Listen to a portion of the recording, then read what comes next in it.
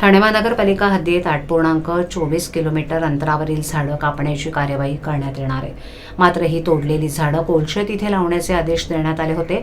मात्र हे आदेश धाब्यावर बसवून जिओ टॅगिंग शिवाय सुमारे 300 झाडांची कत्तल करण्यात आल्याचा आरोप करत राष्ट्रवादी काँग्रेस शरदचंद्र पवार पक्षाचे जिल्हाध्यक्ष मनोज प्रधान यांच्या नेतृत्वाखाली वृक्षारोपण आंदोलन करण्यात आलं. आनंदनगर ते साकेत उड्डाण पूल बांधण्यात येणार आहे.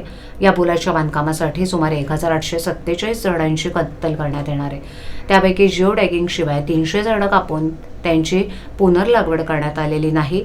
त्याच्या निषेधार्थ ज्या ठिकाणी झाडं कापण्यात आली आहेत त्या सर्व्हिस रोड परिसरातच वृक्षारोपण करून राष्ट्रवादी काँग्रेस शरदचंद्र पवार पक्षानं आंदोलन केलं. यावेळी आंदोलकांनी झाडं वाचवण्यासंदर्भात फलक हातात घेतले होते. याप्रसंगी माध्यमांशी बोलताना मनोज प्रधान म्हणाले की आनंदनगर ते साकेत दरम्यान उड्डाणपूल बांधण्यात येणार आहे. 8.24 किलोमीटरच्या या पुलाचं बांधकाम 48 महिन्यात पूर्ण करायचं असून त्यासाठी 1847.72 कोटी रुपयांचं कंत्राट देण्यात आलंय.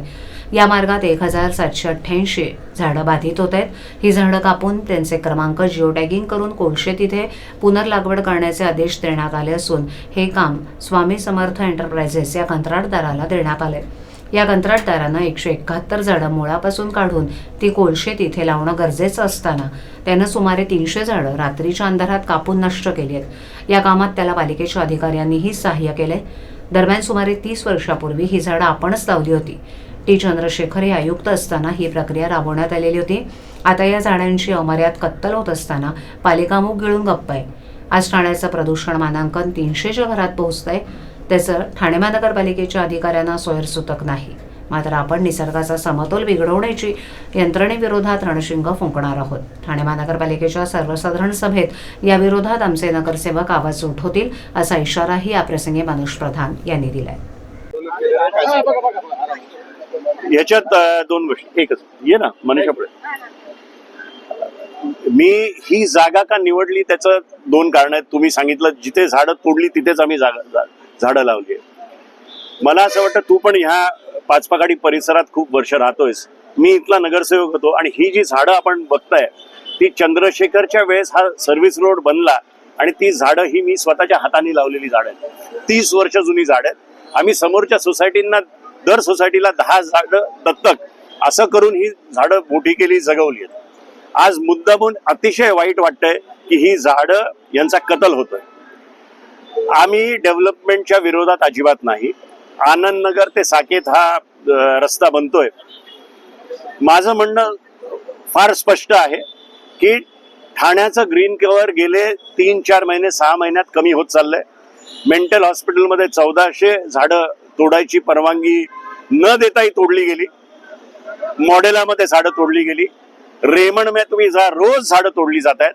ओबरॉय मध्ये जा, रोज झाडं तोडली जात आहेत. आज ही एक ग्रीन बेल्ट होता, तिथेही झाडे तोडली जात आहेत. जेव्हा यांना झाडाचं काम दिलेलं त्याला जिओ टॅगिंग करायचं होतं, त्याला नंबरिंग करायचं होतं आणि ही ट्रान्सप्लांट करायची होती. इकडनं उचलून कोलशेतला जाऊन ती रिप्लांट करायची होती. पण आमच्याकडे व्हिडिओ एव्हिडन्स आहे. रोज रात्री 3-2 अशा रात्रीच्या वेळेस ते कापतायत. जर तुम्ही खालती बघितलं तर मुळाच्या वरतून ते झाडं तोडलेली आहेत, कापली आहेत आणि वरतून माती टाकलेली आहे. तर अशा पद्धतीने जर काम होणार असेल तर आम्ही राष्ट्रवादी काँग्रेसवाले रस्त्यावर उतरू, जसं आज उतरलोय.